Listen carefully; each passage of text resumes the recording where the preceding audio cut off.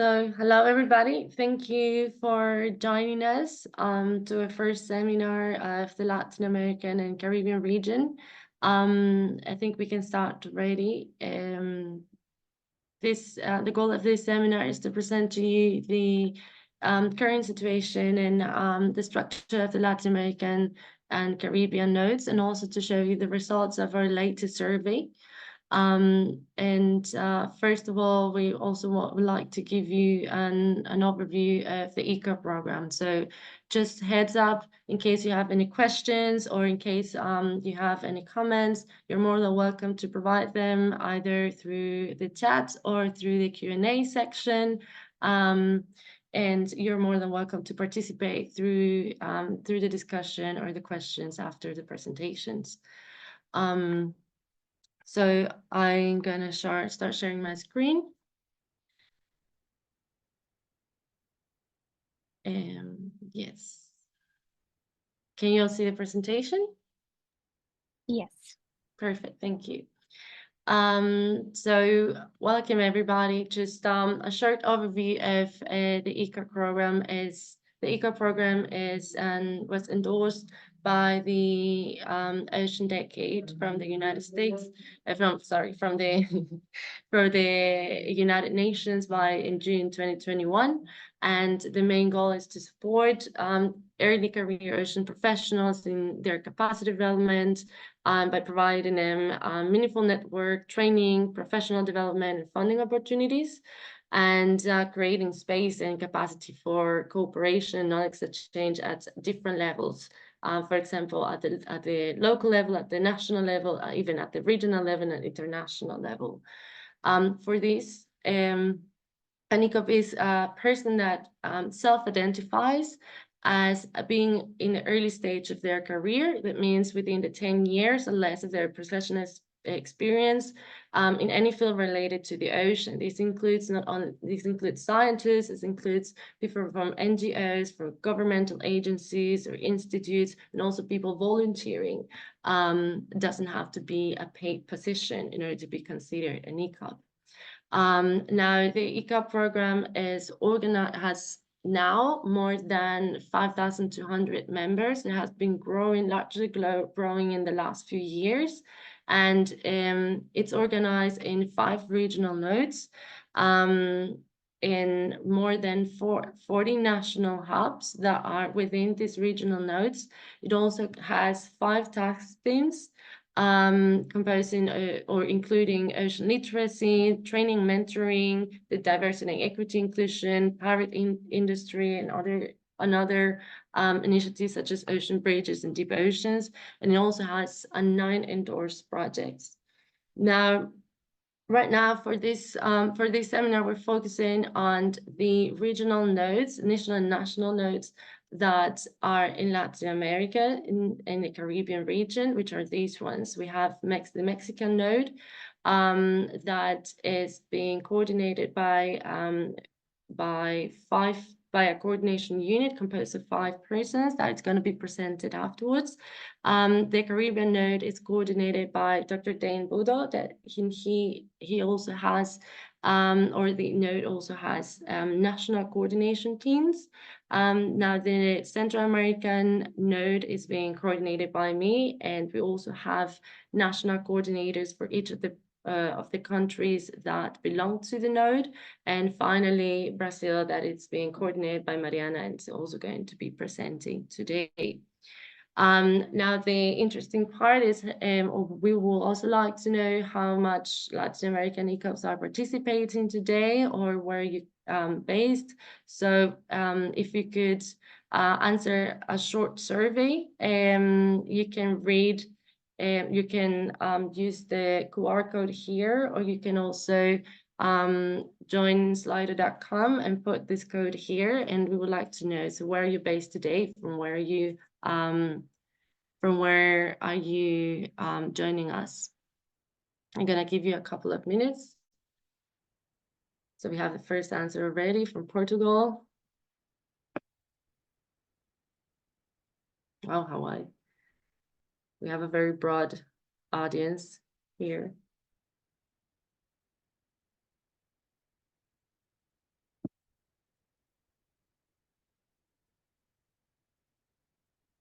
wider. So we have a strong presence of Panama today, and Mexico and Brazil, but we can see that we are spread everywhere around the world. Thank you so much for joining us from so far away. That's amazing. I can also see that Latin Americans are everywhere in the world. So welcome, and I hope that you enjoyed the seminar today. And now I would actually like to give the floor to Mariana, who's going to be presenting the results of the survey we conducted last year for the whole Latin American and Caribbean region.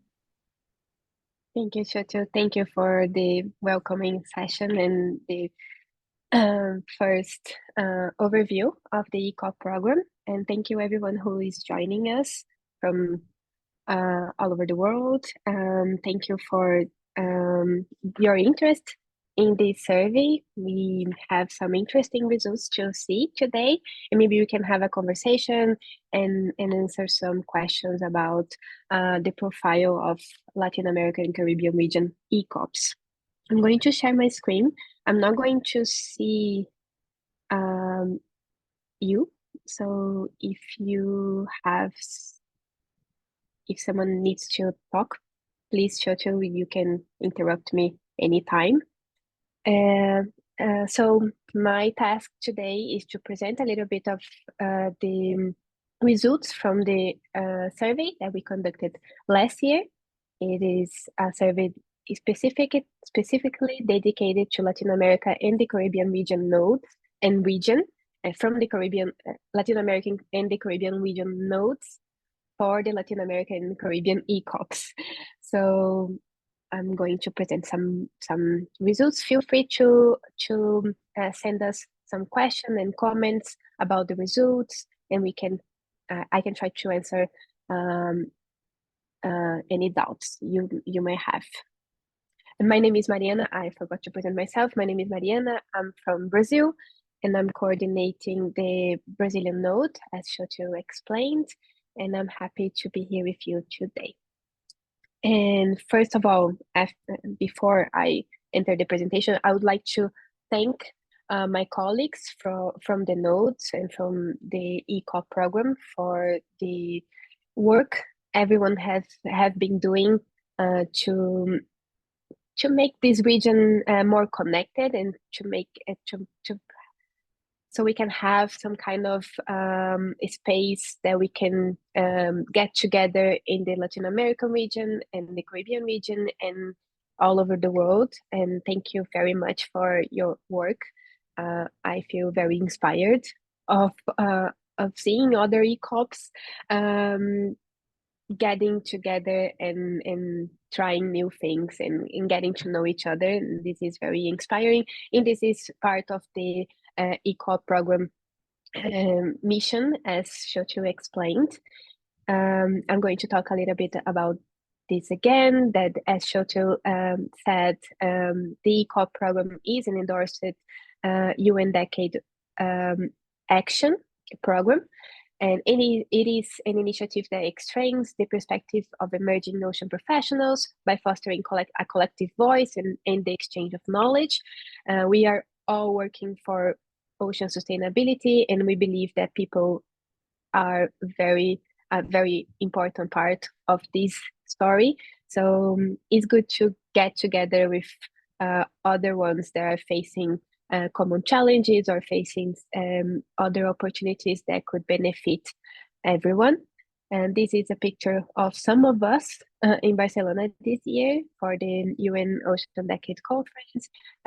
It was very interesting and very nice to meet people in person. We usually work remotely, and it's nice to put some body on faces that we see online.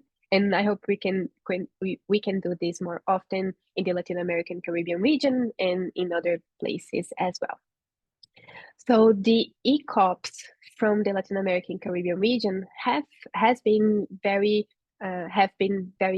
actively involved in bridging the diverse diverse identities and contexts and visions within this region, we recognize that we have some differences and we have some diverse perspective that is not the very it's not the same the ECOPs from the Europe, from the Africa region, and we recognize that these differences must be highlighted so we can understand how can we provide better situations, better opportunities for the ones that are from this region or are in this region, because this is something important as well. We try to understand if we are we are discussing the importance of the UN Ocean Decade and the ECOP program for the ones that are in the Latin American region or the ones who are from this region, and both of these perspectives are important for this context. And we got together, I believe, last year or 2 years ago, and we started to discuss what could we do to understand our context, our shared perspective. So we decided to launch a survey, as other regions or other nodes were already doing at the time. So we decided to launch a survey to understand the profile of the ECOPs from the region in the region. So as Shoto mentioned, early career ocean professionals for this survey for the program are the ones that self-identify as individuals early in their careers. We usually use the time frame of 10 years, but sometimes we have some differences to discuss in that regard. But we usually consider that the ones that are self-identify as individuals in early stages of their careers within any sector or field of ocean might be considered ECOPs. So the survey that we conducted aimed to assess the profile of local ocean professionals, their interests, challenges, and aspirations in the context of the UN Decade of Ocean Science. This survey ran for 6 months, and we tried to spread around our network, and the survey were like a series of questions trying to identify the main characteristics of these audience of ECOPs from the Latin America and Caribbean regions. So now I'm going to show you some of these results so we can try to understand who we are talking to. So we had 179 valid responses, and by valid responses, I would like to highlight that this is considered that ECOPs that are from original from the Latin American Caribbean region or are residents of this region, because we really wanted to understand the challenges considering this context of Latin American Caribbean region. So it doesn't matter if you are from Poland and are living in Brazil, that is a valid response, or if you are a Brazilian living in Italy, for example, you are an ECOP from this region. But we received some answers from people in Asia, for example, living in Africa. So those kind of responses we didn't include in this analysis. So this analysis is centered in those 179 valid responses, and we provided this survey in 4 languages: Portuguese, Spanish, English, and French. And we received 80 responses in Portuguese, 79 in Spanish, 20 in English, and no valid responses in French. But considering Portuguese and Spanish are very common in this region, I think we have a nice balance regarding the responses. So now we will going a little bit deeper on who are those people.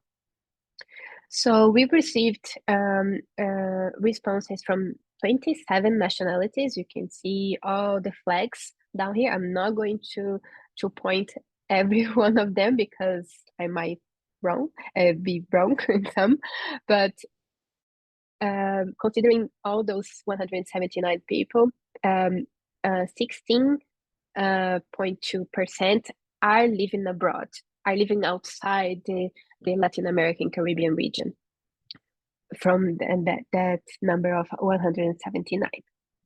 And this is interesting because when we discuss like the evasion of people looking for opportunities outside the region because they don't have like funding or vacancies or opportunities as well as they could have in other places in the world. This is relevant for us to understand who is going away because they don't have enough opportunities around here. But we are going to talk a little bit more about this soon. So from this community that answered the survey, 112 are females, 65 males, 2 non-binaries, and 1 preferred not to say. But this is very interesting as well because to see that women are very much interested in being part of a community or understand or participate in the survey or are interested in this context of the UN Ocean Decade and the ECOP program. This is very nice, considering also that gender issues are a priority in priority around the UN Decade itself.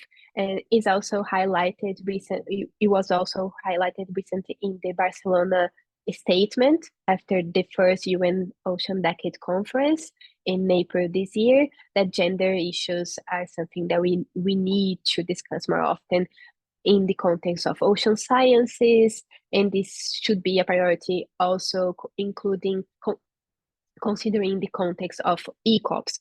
If early career professionals, there are women, if they are getting more or less opportunities to be part of a community of ocean science or ocean professionals in general.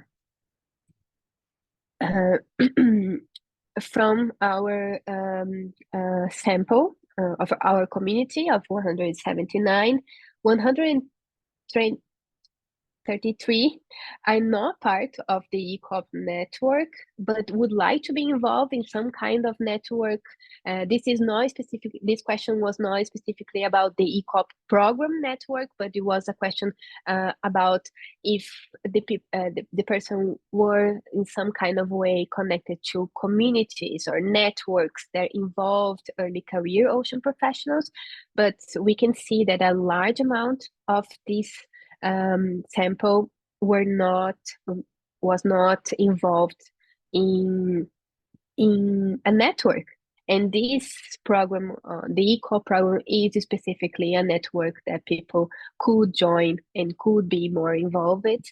And so it's nice to see that even though those that are not involved would like to be involved, and now we can kind of provide some kind of opportunity to make that happen. And 86 people from the sample were aware from the of the ECO program and the UN Ocean Decade, which is nice because it's kind of half of our sample are aware of what we are doing in the program and what the UN Ocean Decade proposes as a global campaign to ocean science, for ocean science. Regarding how those people are divided in terms of professional advance, they are mostly bachelor students. 18% of them are bachelor students, and almost 18% as well are master students. So this is interesting for us to understand who also the how old are those people and who are interested in being part of this community of early career ocean professionals. It kind of makes sense that some in a way that PhD students or post PhD professionals, they are kind of advanced or for a long time in being involved in ocean sciences, and so they are not exactly the target group of this program. And these data reinforces who we are talking to, people like really in the early stages of their career, or trying to understand where they are going to consider in the ocean science, in the academic pathways and professional pathways as well. Considering that we have 12% of the responses also from early professionals that are not exactly involved in the academic field, but are also, as our definition, able to be considered an ECOP. Regarding the main topic of their work, we see that they are mostly involved in marine science, and that means they are within the academic field, working in research institutions and being involved in some kind of academic program like masters or PhDs.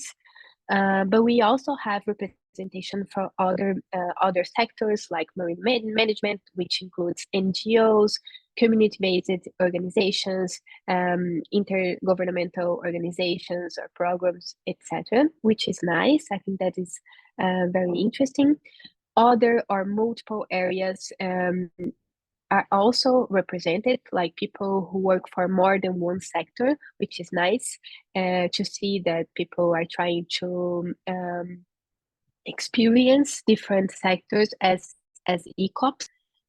We also had responses from people involved in green policy, considering working for the government or in the government or for policy or our policymakers, which is nice. And we had some responses also from people working on marine education, marine fisheries and aquaculture, industry and entrepreneurship, and marine science communication specifically. But I think this is also representative of the purpose of the UN Ocean Decade, because the UN Ocean Decade is a decade dedicated to ocean science. So it's natural, in my point of view, that people involved in marine science are more, we are closer to them than from people who are working in industry, for example. But it's nice to see also that these different fields are not excluded from each other, and we can also talk about early career ocean professionals or understand that how we can diversify our way to communicate with each other, of our way to deliver some results. Considering also that we are not just talking about science, we are also we also have a community in the industry sector as well. And by talking about the Ocean Decade, I would like to highlight that the decade framework has some kind of how can I say that? Some kind of I don't know if it's tagline is the right term to use, but the Ocean Decade framework has objectives, outcomes, and we are using more often the challenges to understand which main topic those people are being dedicated. So we have 10 different challenges. You can see them here in the screen, and I'm presenting this because this was one of the questions that we asked in the survey to understand to which challenge the ECOPs are more dedicated to, if they are working for any challenge specifically, if they are focusing on a challenge specifically, or if they are spread around all of them. So we have the first challenge is mainly about understanding beach marine pollution. The second one is protect and restore ecosystems and biodiversity. The third one, sustainably feed the global population. The fourth one is develop a sustainable and equitable ocean economy. 5 is unlock ocean-based solutions to climate change. Six is increase community resilience to ocean hazards. 7 is expand the global ocean observance system. And 8, create a digital representation of the ocean. 9, skills, knowledge, and technology for all. And 10, change humanity's relationship with the ocean. Keep that in mind for this next slide, because these are the results of how the ECOPs from the region are involved in the ocean decade expected outcomes, which are a predicted ocean, a healthy, resilient ocean, a clean ocean, a productive ocean, an inspiring, engaging ocean, an accessible ocean, and a safe ocean.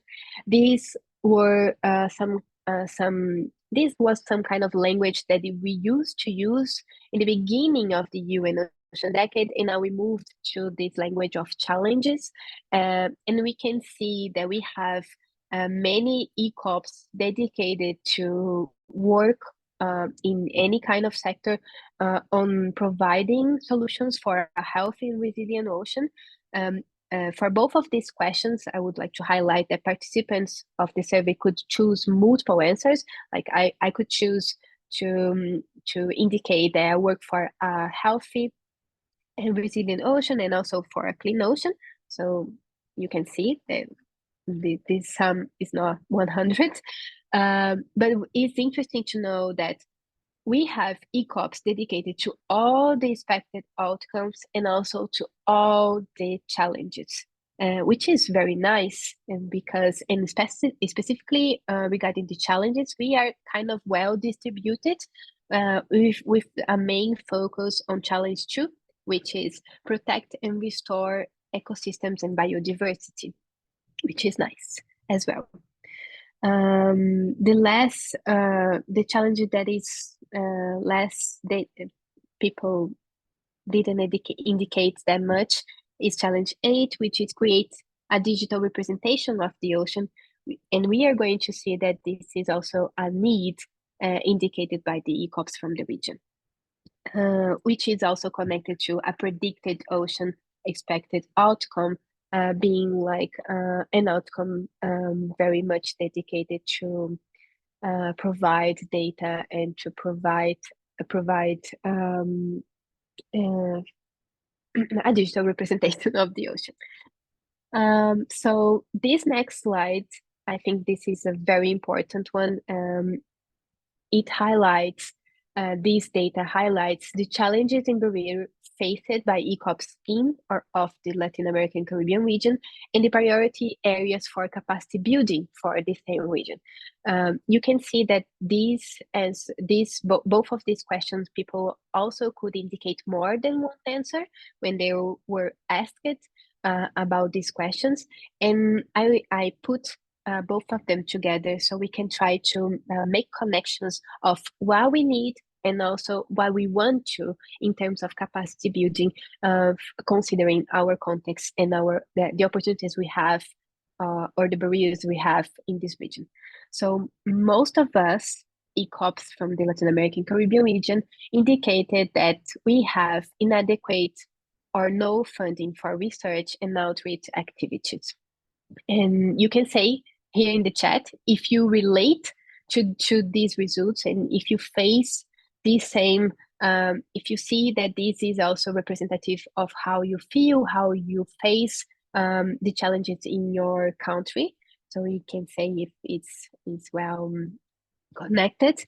But also another challenge faced in the region is difficulty finding a job in ocean science. And this is very specific because ocean science, we understand that we came from an academic field, and this is kind of I'm tending to think that we don't have enough vacancies and we don't have enough job not job, but we don't have enough space, like enough vacancies for the ones that are dedicated in ocean science. So that could explain how 16% of us are abroad looking for opportunities, usually in this same academic field. The other one, very much highlighted by the ECOPs from the region, is low salary and investment on ocean-related field, which is very much related to the two above, like no funding or no job or low opportunities, which could lead to low salary jobs. We also see that we lack on outreach for students and professional opportunities. We are facing unemployment or no paid activities in ocean science. We lack a professional network. We lack on training and mentorship. We face a language barrier. Like we chose, for example, to have this webinar today in English, but we are mostly talking to people that speak Spanish or Portuguese, as we saw in the slide, but we still have this difficulty in talking to each other in our mother languages. So language barrier and feel comfortable in speaking another language is something I face, and I see that other ECOPs face as well. We highlight here also that gender inequality is a thing and is being recognized as a challenge in the region. The political context is also very important, and we in Latin American Caribbean region are like young democracies, and we still face a lot of political context related to geopolitics in general and violence and another on several kinds of political difficulties, and this should be considered because, for example, in Brazil, if we every time the government we have a change in the government, that could mean that we lose our scholarships, we lose in the incentives in science, we lose the incentives for universities that are mostly public here in Brazil, and that could mean other things in other countries. But it's interesting and important to recognize that the political context must be considered when we are talking about this region. We also identify that economic or family-related problems are something important for us in this region.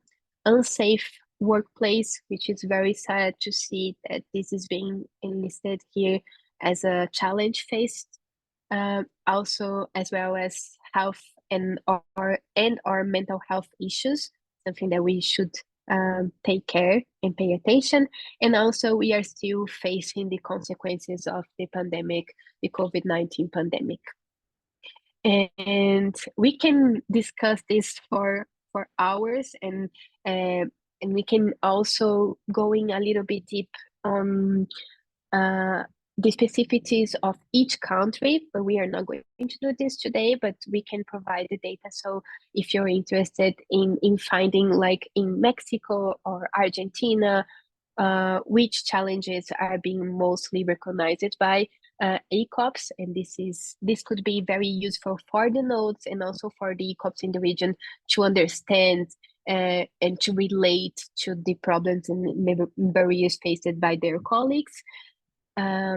But I would like also to highlight that we also were able in this survey to identify priority areas that we are looking for to build in capacity in this region, because we don't have enough opportunities, or because we didn't have for the past few years, but we could like encourage the UN Ocean Decade coordination and other institutions or initiatives to provide not only for us but for our ocean professionals in general, which we identified that the ECOPs in the region recognize the need for capacity building on ocean observation data management monitoring, which for me, in my interpretation, also relates to the demand to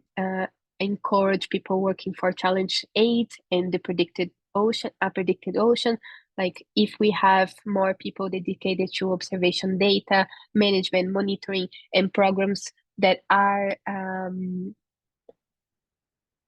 dedicated to this topic, which is not something easy because when we lack funding for activities, monitoring is the first one that is that is monitoring is taken for granted because it takes funding, it requires some kind of long-term dedication, and is easy to understand. If we don't have enough funding, monitoring, management, observation data will not be prioritized in this context. But we understand that this is important for ECOPs from the region because this might represent some kind of jobs, some jobs that are very much, they're more, they have more salary, higher salaries and more jobs that connect ocean science, but also in the industry, in other sectors, not exactly in the academia. We also look for capacity building on ocean conservation, fundraising, community and stakeholder engagement, training on ocean policy, governance, law, and diplomacy, project management, teaching and education, ocean literacy, and science communication, blue economy, data analysis, and systems of geographical information, language, which also relate to this barrier of this language barrier, onboard scientific training, as crews, diving, etc., ocean engineering, and ocean navigation. And this is also very interesting to understand which are the specific demands on each country. But in general, it's nice to see that besides topics that could be more related to the academia, we also find some topics that are important in terms of project management, fundraising, teaching and education that could lead people to get other jobs outside the academia and be present in other sectors and fields related to the ocean. So these were the main results of the survey. We have a summary that we can share with you later regarding these results that I share with you today. But I have some statements that I think can help us to understand and to reflect on those results. That we recognize from this survey that ECOPs are advocating for recognition in ocean-related decisions and professional pathways. We also understood that after the Barcelona conference, that we could have more space, and we are being invited to be around these ocean decade universe, but we also need to understand how do they want to include us, and how can we provide more than a stamp that we are young people involved. We have something else to provide to the table, and we are advocating for recognition. And I relate to this statement. I don't know if you relate to this statement. Please tell me in the chat. I also would like to highlight that although ECOPs are often entrusted with the responsibility of designing an innovative future for the ocean, like we are the ones that are probably working on the challenges after 2030, but at the same time, we continue to still encounter numerous challenges in assessing decision-making arenas and other vital resources for network mobilizations at regional and local levels. This program is trying to change that, but we still face some kind of challenges in that regard, and that is why this kind of survey and this kind of program are important for this context. And I have two questions that I think a lot of this all the time, and I would love to hear what you think about them. And the first question is, what impact does the UN Ocean Decade have on your career? If you would like to share with us in the chat, I would love to hear, and I would like to hear also from my colleagues here in the webinar. And the other question is, what does it mean to be an ECOP in your region, in your community? How you being recognized as an ECOP in your region, in your community, you can like honor that space and that opportunity and open the door for other ECOPs or to understand the challenges and opportunities that we couldn't understand by this survey, but might be very specific from your region or for your community, and they are also very, very much important. And that's it for the survey. Now we would like to present and talk a little bit about the notes and how you could be more involved and how can we advance on discussing those questions and those results. And that's it. Thank you. Thank you, Mariana, for the great presentation. I would like maybe open the floor if someone wants to share their experiences either in the chat about what it means for them or how is the UN Ocean Decade influencing the roles in ECOP in the region. So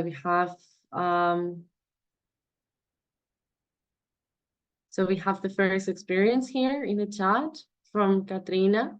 It says, for the Ocean Decade, I attempt to be an ocean literacy entrepreneur, but it takes a great deal of finance to meet basic needs, especially as a young woman with children. Yes, I think this relates a lot to the challenges that you talked about in the main challenge of the Latin American ECOPs, right, Mariana?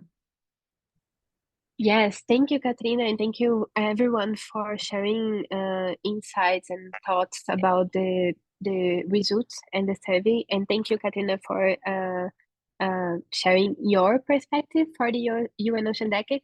That is very nice that you said ocean literacy entrepreneur. That is very nice, and I super encourage you to continue on this path. But yes, as we found in our survey, finance problems and funding is a very important issue that we have in this region. If you don't have enough to meet your basic needs and to your children and to provide what you need, it's difficult to enter and to continue on your dream. And thank you for sharing that. And I hope we can, along this decade, provide more opportunity, not just we as individuals, but the UN Ocean Decade and our countries provide opportunities for us and for you. Thank you.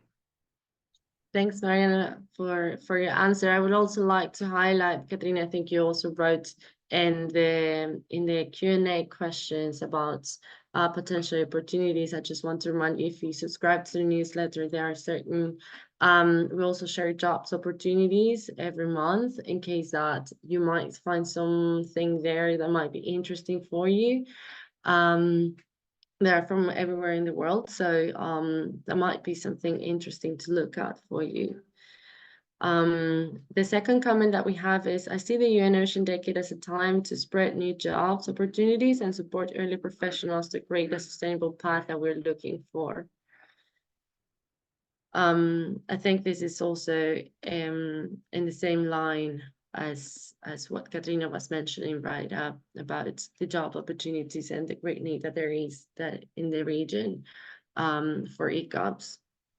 We also have another comment. I think one important action is to be present, to show ourselves in contexts that have visibility, such as conferences or more local events, in which we can talk to people in powerful positions and push for the consideration of ECOPs. An example of this was the inclusion of a point about ECOPs in the Venice Declaration for Ocean Literacy, pushed by Natalie and other ECOPs present. Thank you, Bernardo, and I think you're right. For me, it was, for example, very inspiring to see the amount of ECOPs that were in the Ocean Decade Conference in Barcelona. We were really happy to see the strong presence of ECOPs, and of course, the initiative led by Natalie in the Venice Declaration was amazing and a great success for the ECOP program, and of course of Natalie as an ECOP. I'm really happy to hear this. I think that for now we're gonna stay here, and I would move forward to the presentation of the different ECOP nodes so that you get to know a little bit more about them and hear how they are organized, what their activities are, and who you can contact in case you're from the region and you want to know to which node you can belong to, or if there is no node, if you would be interested in building one. So I would invite now to the first node, which is the node of Mexico. And here is the presentation. Can you see the presentation? Yes. Perfect. You can let me know when you want me to change the slide. Oh, thanks. So hello, everyone. Thank you so much for this effort and for this webinar, and for those that are here with us. And taking into account the results of the survey, I will try to do it in both languages, Spanish and English. The majority here speaks either Portuguese or Spanish. So I will start with Spanish. Entonces, muchas gracias por estar acá también. Es un honor ser parte del nodo mexicano, y les voy a presentar cómo nos estamos organizando en el nodo mexicano. La siguiente, por favor. Queremos que la mayor cantidad de perspectivas sean representadas en este nodo, y como pueden ver, es un equipo de coordinación grande. Somos 5 personas: Pamela Tapia, Jocelyn, Jan, Sandra y Palmira. So we want to make sure that every kind of that every perspective is included in this team. So that's why we're like a huge team, as Mexico is also a huge team, a huge area. So we're Jocelyn, Jan, Sandra, and Palmira, confirming the coordination team from the Mexican node. Sigue, por favor.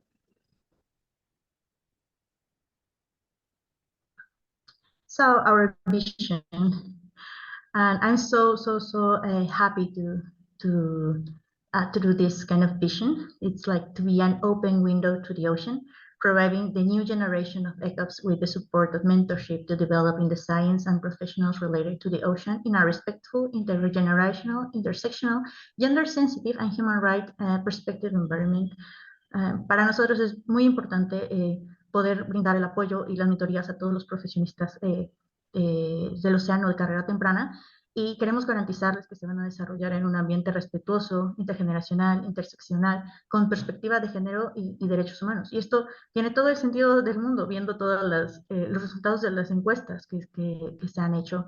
La mayoría somos mujeres, y también nos enfrentamos a diferentes problemáticas relacionadas a género, en el que todo el mundo está involucrado, pero desafortunadamente nos pone en una situación pues un poco más difícil, y tenemos que construir juntas un camino para garantizar que no tengamos ya no sigamos teniendo estos obstáculos. La siguiente, por favor.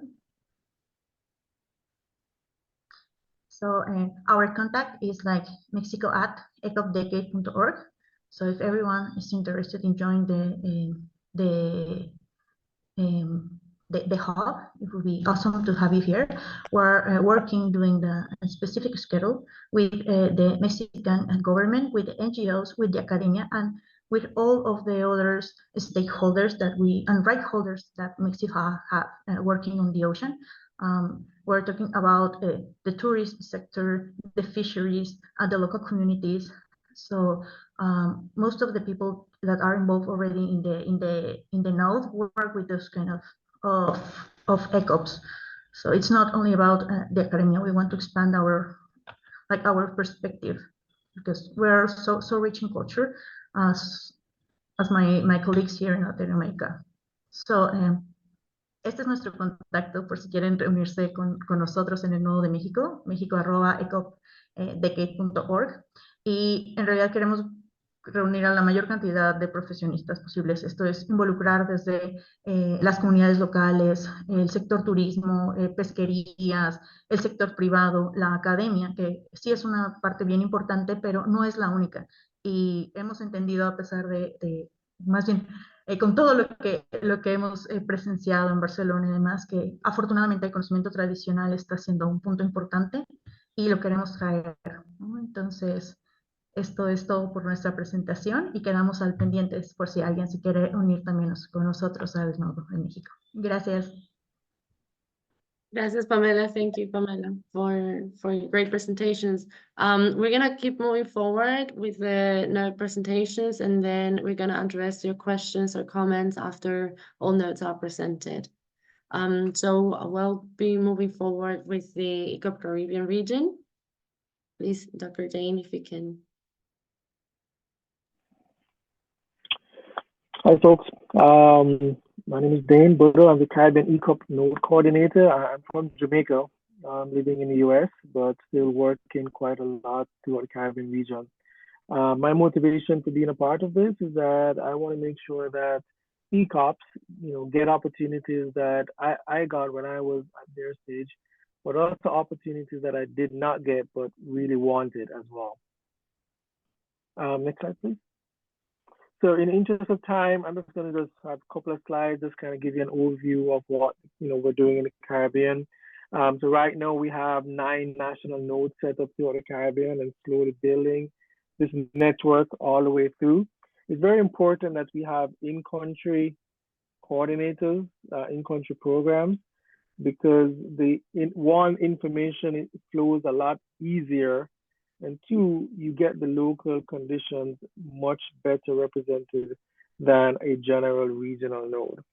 So we're actively looking to increase this number as well as, bolster the efforts of these established national nodes. Next one, please. One of the things that we've been working on very closely with, because of the Ocean Decade program, is our relationship with IACARIB. So IACARIB is the sub-commission under the IOC, the Intergovernmental Oceanographic Commission, which is in charge of the Ocean Decade. And what we've been doing is, pretty much making sure that ECOPs are involved actively in all of the programs for the IACARIB region. So currently there are 7 projects, and as you see from the list right there on the slide, these projects are varied. They tie right into the Ocean Decade, but we made sure that each of the task force teams have at least one ECOP on that task force team. It's important not just to get the perspective of ECOPs, but have to get the involvement of ECOPs to take this process forward as well. So what we're doing is making sure that funding is available, that they're at the table in their countries, being a part of delegations. We had a good representation at Barcelona for the Ocean Decade Conference. Much of it was due to the participation in the IACARIB programs. The funding we got from IACARIB to send 2 persons from the Caribbean to Barcelona. And we want to keep doing this kind of arrangement. But, just one last thing, just to make sure we have, we're very careful in making sure that ECOPs are taking something to the table. They're not just present just because they are an early career ocean professional, but they're adding value to the products, to the outcomes, to the discussions. And that's what we want to make sure that all of our ECOPs have that kind of capacity to bring something to the table, not just show up and be present and we check a box. Okay, we had some ECOPs there. No, they have to be actively participating. So building capacity in ECOPs is of a high priority with us. So I would leave it there because I know we're running short on time. I leave it there, but please feel free to reach out. I know we have all the emails shown before. I also want to say special thanks to Mariana and the team for that getting the survey together and crunching numbers and putting out the results from the survey as well. It was very, very informative, and we want to make sure that we use these results and bring forward as well to change things for the better for ECOPs. Thank you so much. Thank you so much, Dane. I will move forward now with the Central American region. As I mentioned before, I am the Central American Node coordinator. The goal of the Central American Node is to highlight and enhance the contribution of Central American ECOPs at the national, regional, and global level through the creation of intersectoral networks and knowledge exchange opportunities. Now, we do this in our node through the creation of a regional database, and also inside the node other networks that are more topic specific. I'm going to give a little bit more, I'm going to be a little bit more specific about this later. We also try to identify the specific obstacles and challenges, such as the survey that Mariana just presented a couple of minutes before, through sharing and providing opportunities, and through seminars and trainings that we provide to ECOPs. Now, in order to be able to do all this, it requires a lot of collective action, and our team has actually grown a lot since it was built in September 2022. So now we have coordination teams in each of the countries, where we work at 2 different levels. We work at the regional level and we work at the national level. So at the regional level, we do more events. At the we connect with the international level and the local level, meaning that we try to see how we can enhance the capacity and also provide opportunities for the whole region. While the national coordination teams, they are more focused on activities at the local level, communicating with the local ECOPs and also institutions and so on. We also have a communications team that has been very, very helpful in sharing all the opportunities and activities and also enhance our visibility. And we also had a past internship who helped us, for example, to write our latest report that can be found in the ECOP webpage.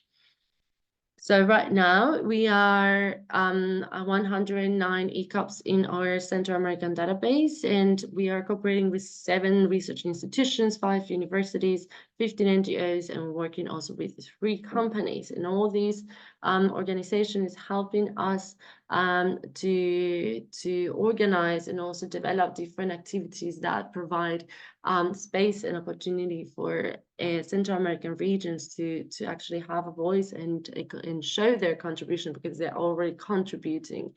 Some of these activities, for example, at the regional level, we have bi-monthly seminars where we talk about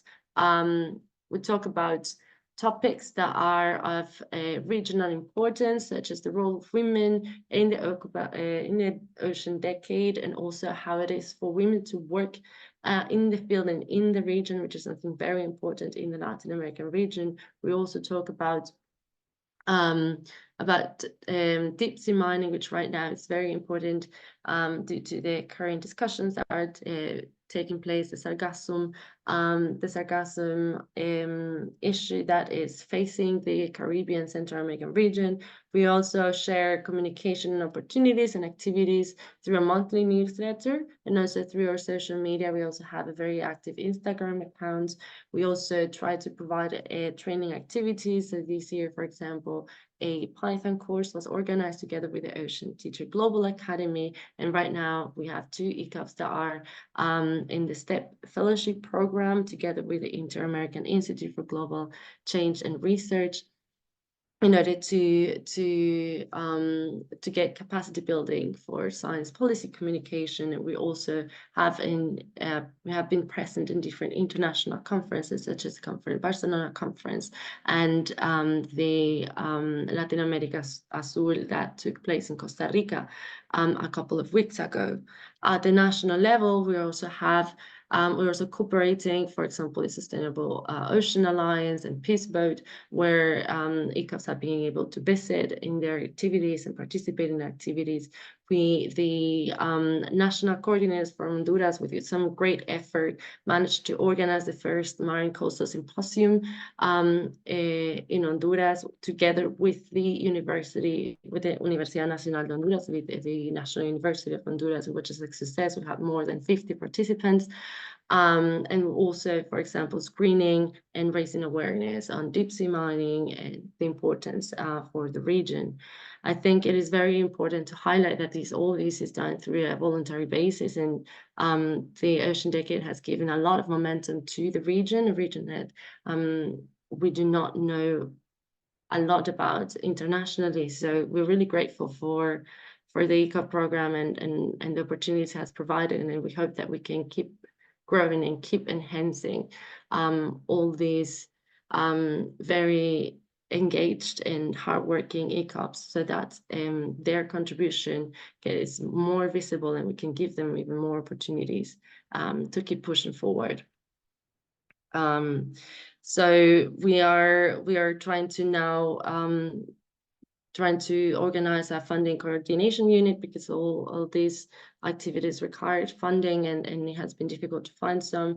We're also establishing working groups, Women in Science and the Sargassum working group, and we would like to start working with local coastal communities in each country. So if you are interested, want to participate, or want to cooperate, please do not doubt to contact us. Here's our email, that's our Instagram.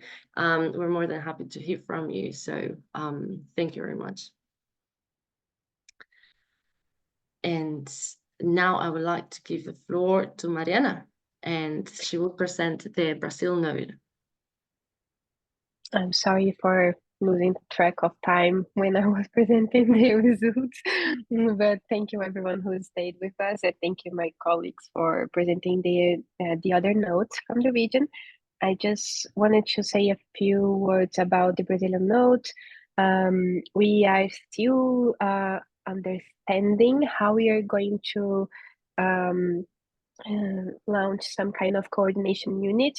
So I don't have to be the only one here presenting things about the Brazilian node, but I'm happy to be in this position as well as coordinated of the Brazilian node.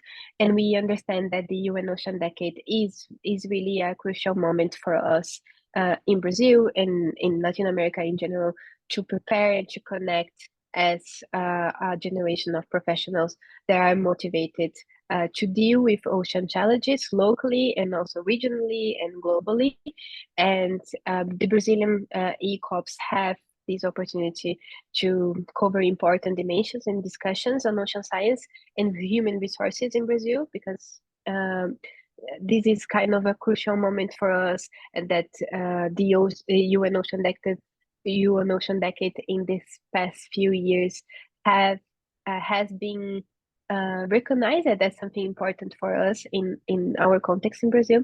And with the establishment of the National Decade Committee, which is an organization that is related here in Brazil to the Ministry of Science and Technology and Innovation, and is dedicated to implement the decade in the region. So I, as an ECOP, and other colleagues, ECOPs, are trying to keep track of the work of this National Decade Committee. We are very much close, participating in some kind of processes and meetings, and I would love to involve more of you in that team, in that regard. And next slide, please. For the past year, we identified some kind of needs and opportunities for us as a Brazilian node, meaning that the most important thing is that we can connect with each other. We identified that the ones that were involved in the beginning of the Brazilian node, most of them were not living in Brazil, are ECOPs from Brazil, but living in other regions. And that means something, that most of us are living abroad and leaving the country to trying to find other opportunities outside, abroad, but we are all connected with our culture and our way to see the UN Ocean Decade. So that is why we understand that we can learn more from each other. We can try to understand how we can be Brazilians and take our Brazilian way of seeing the ocean, of the way the ocean literacy is very connected to our culture. And even if we are abroad, we can take that to whatever we are. So we are trying to identify opportunities, partnerships, and map some kind of opportunities that could help us enhance the work of this node. If you here contact me by email recently, I know that I'm still trying to respond after the conference. All of you I received, and I'm going to invite you to join us in the following meetings, and so we can discuss the data related to Brazil, specifically to the survey, and also to the other opportunities that we as a group already identified to build other partnerships and to get together more often. And that's it. Before we leave, I would like to highlight something that I forgot when I was sharing about the results, is that these results are that is for everyone. We are going to upload these results in the website that Evgenia shared here in the chat. And you as ECOP, as an ECOP from the region, or any ECOP that is interested in being in this region, you can be empowered to use these data to advocate for opportunities, to search for funding. You can use this is collective, this is ours.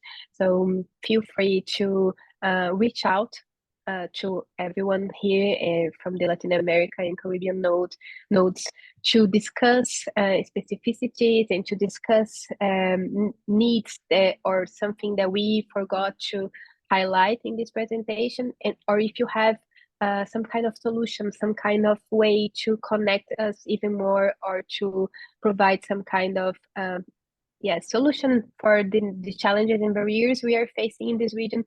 If you have ideas, please come and join us in all the nodes, either one that you feel more related or connected, and we are happy to get you on board.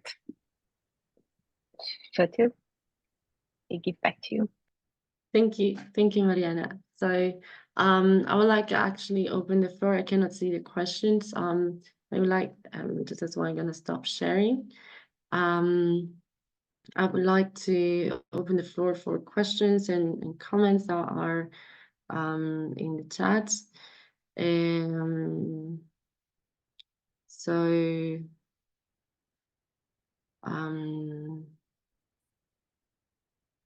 let me look for them. So yes, Evgenia has been sharing the links of the different nodes in the chat. If you're interested, the Brazil, the Caribbean, the Mexican, and the Brazil, the Mexican, the Caribbean, and Central America, and we have a question here where it says, "Hi everyone, I'm John. Soy de Colombia, miembro de la sociedad." So I'm gonna translate directly. So I'm from Colombia and a member of the IEE Society. I would like to know how we could make some meetings for ocean literacy to communities that are difficult to access. I think this is a very interesting proposal, and And I would like actually to know what you mean with difficult access, whether it's because of mobility, because of social conflicts, and so on. I don't know if some of the presenters here have experience with this and would like to share their experience. But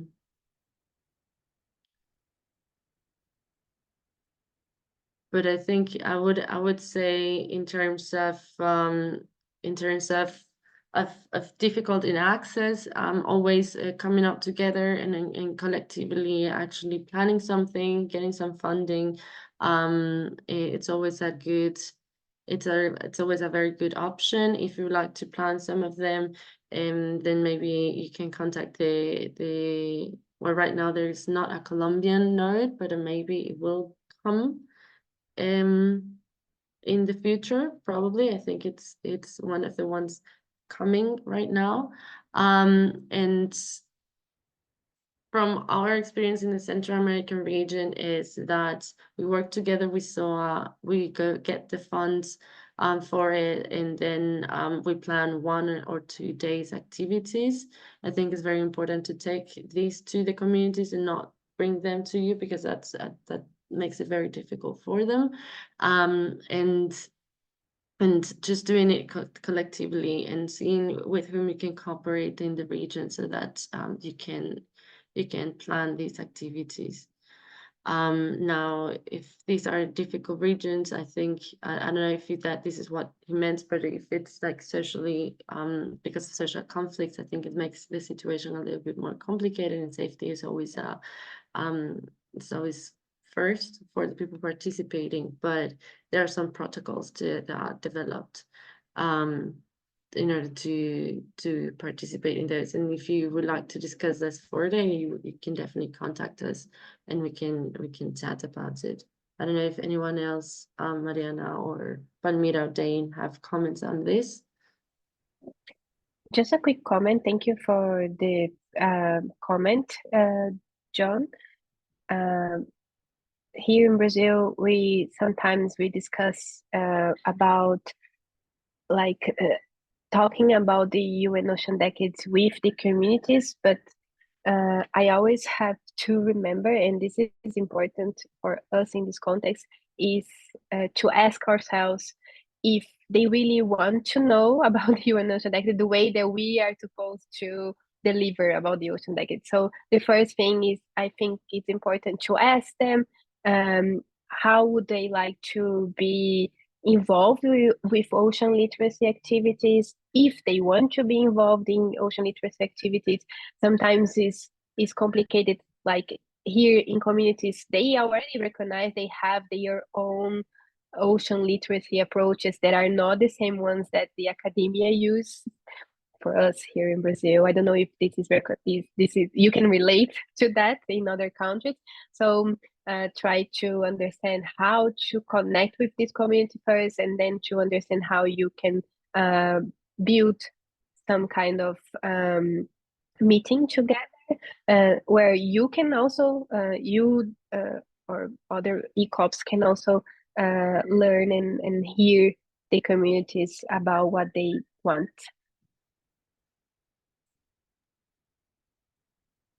Yes, I agree with you, Mariana. In terms of knowing the local knowledge, of gaining also creating an exchange of knowledge instead of just a one-way kind of communication. So we have a following question from Joshua: who is the contact for the upcoming Colombian node? So I think that maybe Evgenia has the answer for this, but in any case, what we can do is you can write to us to the Central American region, and if we find a contact, we can provide it to you. Or if there is no one actually starting a node, you can always consider, building one yourself. And please, yes, John, you can ask another question. More than welcome.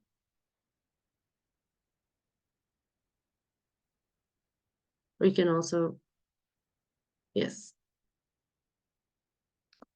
We also have a question for the Mexican node. How in Mexico the members of the ECOP group have a regular meetings, or what kind of activities do you conduct? If someone from the Mexican node can address this question.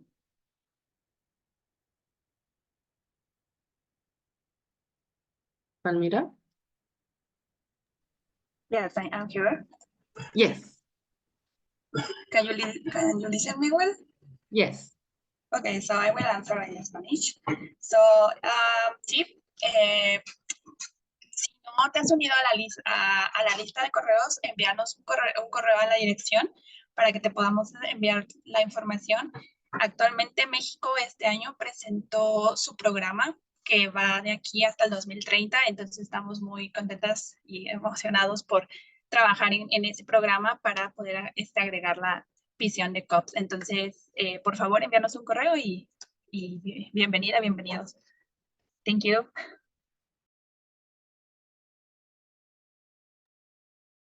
Thank you, Palmira. You have the Mexican email in the I chat. think. Oh, okay. Thank you. Thank you so much. Thank you. Yes. Otherwise, Palmira, if you want, you can put it again so that it's a little bit fresher in the chat. Maybe it's hitting a little bit in all the comments. And the next comment is from Jazz Bermúdez. En Colombia, por ejemplo, estamos realizando diferentes proyectos de alfabetización. So they are conducting different projects of ocean literacy with schools and universities, and also different technical projects of measuring the different conditions of the ocean. This is great, John. I think this is great work. Thank you so much for all that you're doing, and it would be lovely actually to be able to cope these activities with the ECOP activities. So in any case, please provide us maybe with your contact, or you can write us to Central America, to the ECOP program, so that we can give you more information about the possible Colombian node. So now from Christopher, the Cartagena Convention Secretary has established a working group on sargassum, which might be of interest to the node in Central America. Definitely. I saw the webpage, and this is the first thing that I saw. I think this might be a very interesting potential cooperation point. So we will definitely be in contact with you, and we can have a chat about this.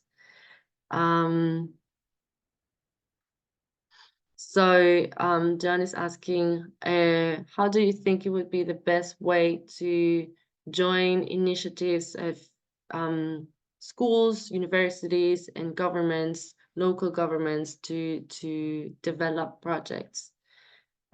Is there anyone here from, or anyone from our speakers would like to give some insights here? I think this is always a very complex matter, and it depends a lot on the context and the interests of the different actors that you want to join together. Maybe Mariana, or yes. I would like to comment first on the comment that Christopher sent in the chat about the Cartagena Convention Secretariat.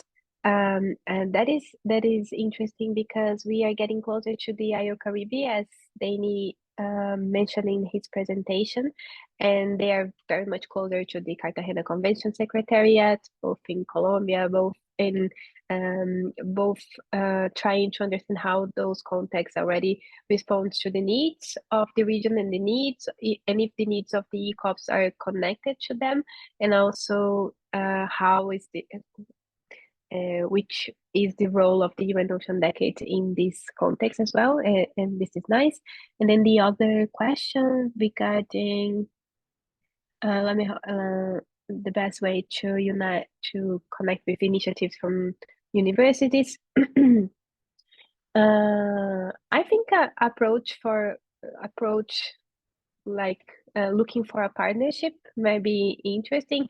Present your intentions and ask if they see some kind of opportunity to match expectations and expected results, and if they see in those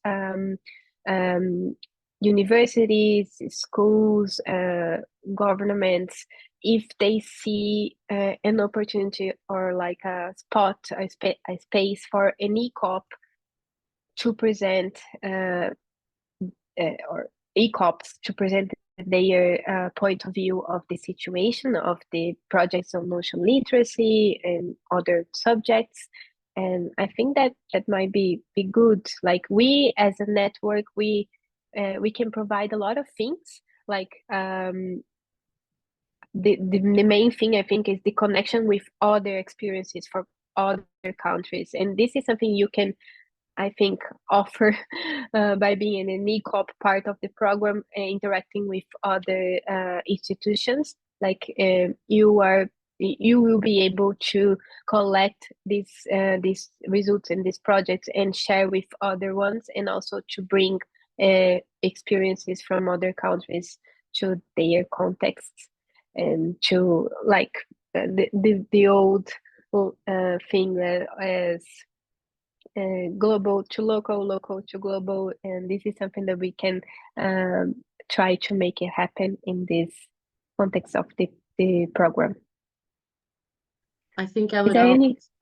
Yeah, I would also add a little bit up on that. So based on our experience, for example, in this with the Central American nodes, these kind of activities, the national coordinators first focus on the direct contacts that they have. So for example, they're working with an institute or they know local schools and so on. So this is how they start building up first a relationship with their closest networks. That way you need to build certain kind of trust in order to be able to develop these kind of activities, so that it's an exchange and there's a win-win situation for all the actors, meaning that then when they have created a certain activity and they have grown a little bit, and start connecting with other people, you start growing and start planning activities with new actors that are a little bit further away from your closest network. That way, I think it's easier to also create an atmosphere that it's everybody is comfortable with, and also something that motivates more people than driving them away because of misunderstandings and so on. And then as you get growing, then you can start contacting some agencies that would be interested in the topics that you're talking about, and you can show the activities that you have conducted, and then you start building up a bigger network. But I will start, like as Mariana said, let's start local to act global, and this is the way that we have done it, at least in the node, in our node. But thank you very much. I just wanted to add something that maybe look for, if you in your country, if you have a national decade committee, because they are usually connected to either universities or governments, and they are able to see who is involved in ocean decade activities in that country. So you can maybe find connections there easily. They are already aware of the UN Ocean Decade. They are already aware of the ECOPs. So might be a easier way to start. Find if your country has a national decade committee. In the Ocean Decade website, I'm going to send it in the chat. They have a map with the national decade committees and the contact person, so you can try to find and be connected with them. Yes, and Colombia definitely has one, and we had the opportunity to meeting them in the Barcelona conference. So there's definitely a possibility for you to contact them. And if you need that information, you can write to us, and we can try to connect you with them.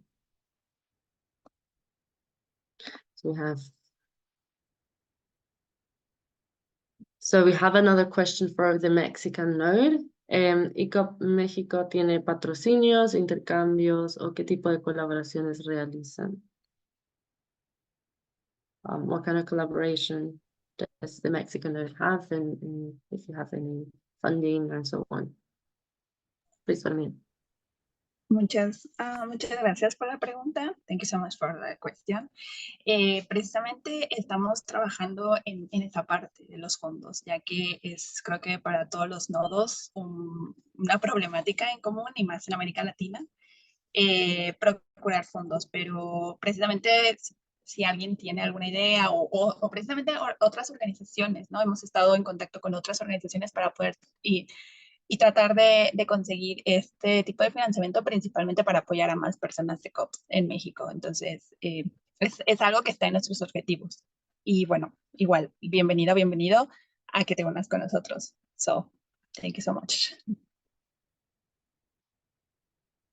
I think the finance is the problem with all the Latin American nodes. So I think this kind of question is not just for Mexican node, also for all the nodes in our region. So yeah, but I think what one of the goals of this kind of survey is this: identify these kind of challenges together and work together. So I'm very happy to be with all the nodes in our region. So thank you so much.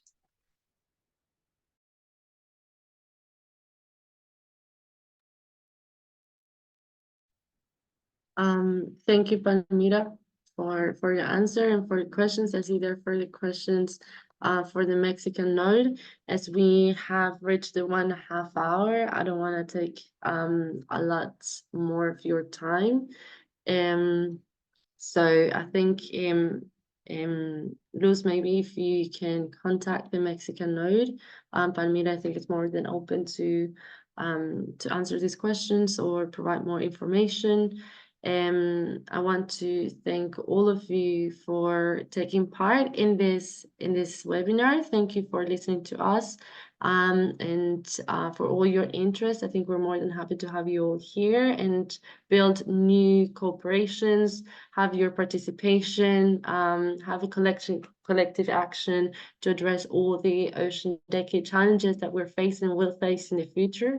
I think we saw the different main challenges that the Latin American region specifically are facing, and also ECOPs in the world generally, funding and job opportunities and opportunities to participate at the national and international level are the main challenges that we're facing, and we definitely, as Latin American nodes and Caribbean region nodes, are trying to address. So we thank for all the help and all the support that we get from all the ECOPs institutions and the ECOP program, and we'll definitely be in contact.